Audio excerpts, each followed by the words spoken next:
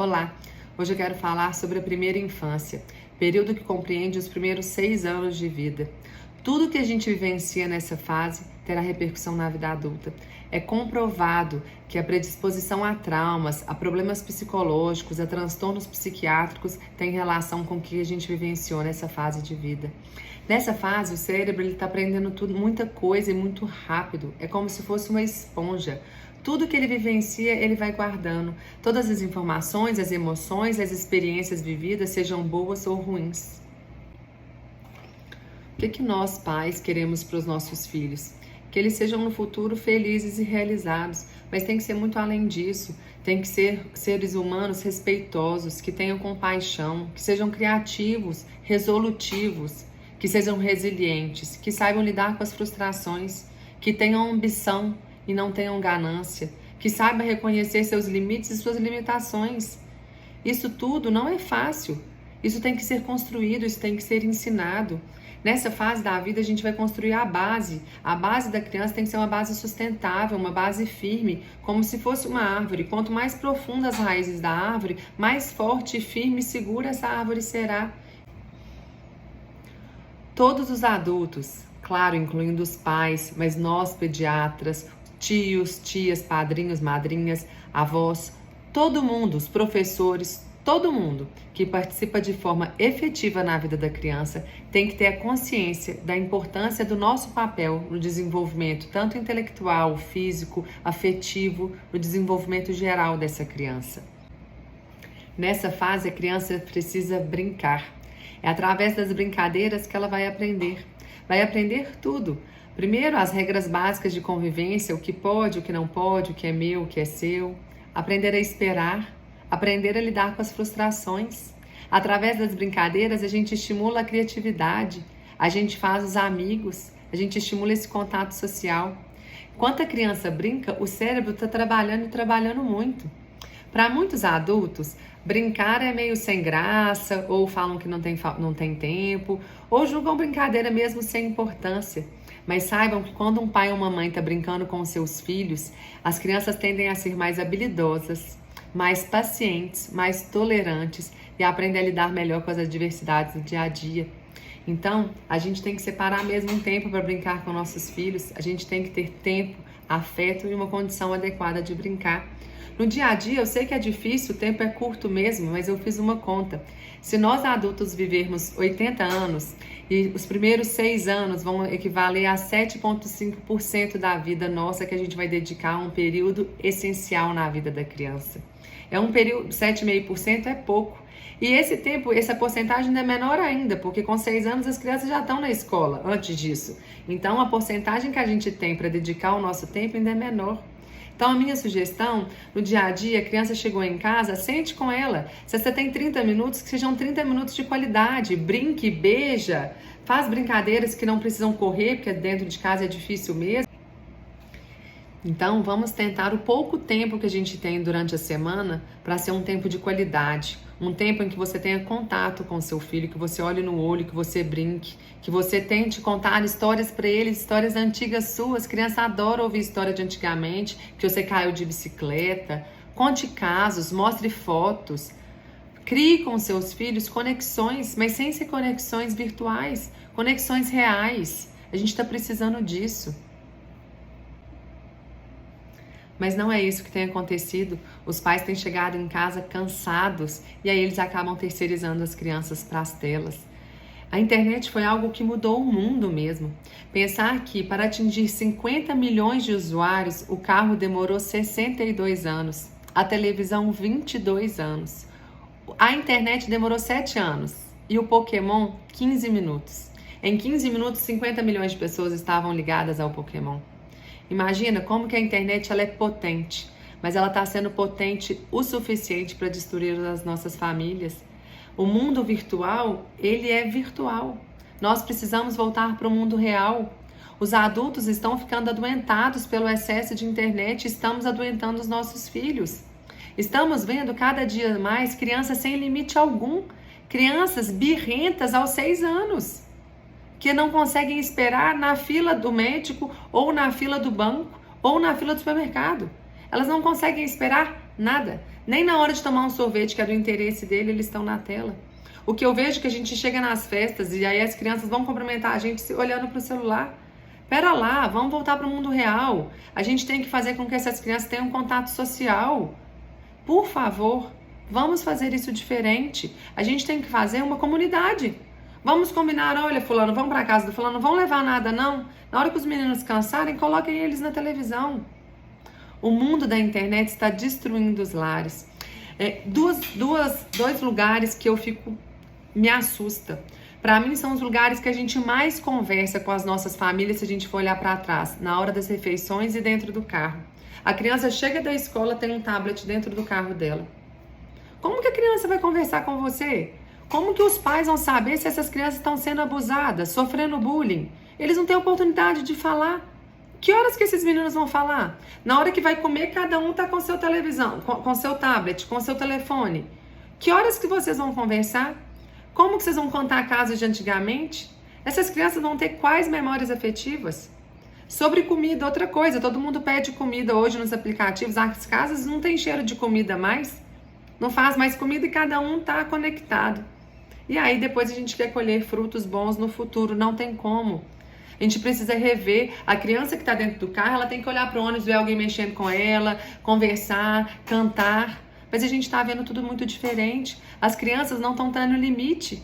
Elas não estão sendo expostas, elas não estão tendo oportunidade de aprender a serem respeitosas, a serem socialmente educadas.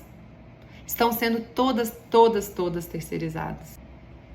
Eu acho que a gente já podia começar assim, propondo algumas coisas para as famílias, na hora das refeições não terem acesso, tirar o telefone e o tablet do carro, entra no carro, conversa, cada hora um escolhe uma música, vai cantando, faça brincadeiras dentro do carro, deixe lá os brinquedos, os adesivos, converse. Às vezes não faça nada, as crianças não estão tendo oportunidade de ter tédio, de ficar em ócio. Elas não têm essa oportunidade. Quem disse que as crianças têm que estar 100% do tempo fazendo alguma coisa? E nem nós adultos, nós também precisamos de um tempo para não fazer nada. Mas no tempo que a gente não está fazendo nada, a gente está no celular. E aí dá o celular para as crianças. As crianças não estão tendo limite.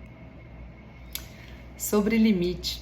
Limite é mostrar até onde pode ir, pode fazer e pode acontecer. Limite é uma linha de proteção daquele próprio indivíduo. Por exemplo, o limite de estrada. 110, temos que obedecer aquele limite justamente para não sermos nós prejudicados. Mas o limite ele exige um esforço, um autocontrole, muitas vezes quase um sacrifício. Esse exemplo mesmo da estrada, quem pega uma estrada linda e está lá 110 quilômetros, o pezinho coça para acelerar, mas a gente tem que respeitar aqueles limites. A criança que não tem limite, ela não é uma criança livre. Pelo contrário, é uma criança que é escrava das suas próprias vontades, dos seus próprios impulsos. É uma criança que não tem nenhum autocontrole. A criança precisa de limite. O rio, o objetivo dele é desembocar no mar. Se a criança, o nosso objetivo dela é que ela seja feliz, respeitosa e tudo aquilo que a gente já comentou, ela precisa ser guiada e ela tem que ser guiada por um adulto, pelo seu pai, por sua mãe. Então, os limites, eles precisam ser bem estabelecidos. Esses limites a gente vai impondo desde o nosso dia a dia, na nossa rotina. O bebezinho a gente vai colocando que ele não pode mexer na gaveta, então a gente muda porque ele não tem muita maturidade, a gente tira ele do lugar. Com o tempo a gente vai ensinando outros limites. E é através do dia a dia. É chato, tem que conversar, tem que orientar, mas educar é assim. As crianças estão sem limite algum, porque os pais estão cansados e não estão a fim de educar. Preferem dar a tablet, deixa ele ficar lá quieto, mas está errado. A gente precisa impor limites aos nossos filhos. Muitas vezes o não ele é muito mais importante do que o sim. Mas o que eu vejo na minha prática é as famílias que falam muito não são famílias autoritárias. São famílias que têm pouco carinho. Eu gosto muito da frase carinho e firmeza com os filhos. Se você tem carinho, você consegue ser firme. Mas firme sem ser autoritário. O autoritarismo não está com nada, a gente já viu isso, e a gente olha o nosso passado, famílias próximas a nossas que eram autoritárias, e a gente vê os traumas que as pessoas têm hoje, mas a gente tem que impor limites. Eu falo que o não curto e grosso, ele é pouco efetivo. Vai ensinando para os seus filhos, não pode por causa disso.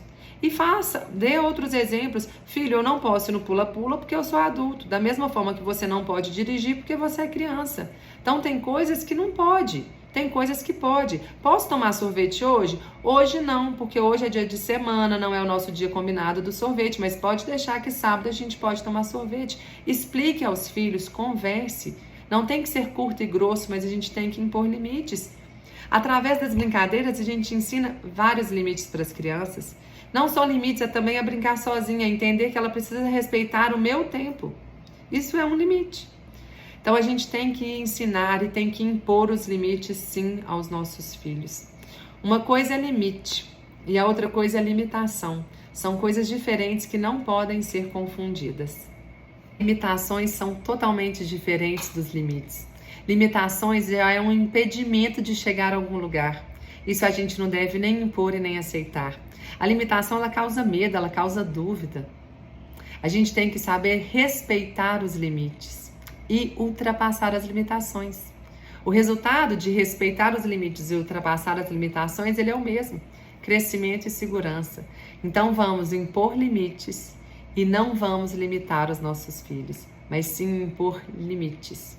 Falar com clareza e ser firme quando você quer impor um limite. Seja firme, por maior que seja o choro que vai gerar. Toda vez que a criança pergunta pra gente, faz uma pergunta a nós, eles não querem ouvir o não como resposta, mas muitas vezes o não é preciso. Mas tente conversar, orientar, explicar para aquela criança o porquê do seu não, por mais frustrações que isso gere. Então eu acho que está na hora da gente unir, fazer uma nova geração, né? Ai, todo mundo tem tablet, seja diferente, proponha isso diferente, porque a gente está vendo que os frutos estão sendo negativos. Nos últimos dias, 5 crianças entre 10 e 12 anos morreram. Qual o fruto positivo disso? Nenhum. A gente tem que ficar perto dos nossos filhos para eles não serem contaminados por esse meio. A criança que não tem essa base segura, ela vai buscar segurança na internet. Ela vai buscar segurança em outras coisas. Então, a gente precisa mesmo nos unir, fazer as coisas diferentes. O que eu tenho a sensação é que a gente está fazendo igual esse leão aí. Esse leão, para a gente tirar essa foto, ele é dopado, claro, né? Uma fera dessa não vai ficar quieta. E a gente está deixando justamente os nossos filhos hipnotizados com a tela. E aí a gente faz exatamente como esse casal fez, vai atrás do leão, alguém vai e tira foto. E é o que a gente vê mesmo.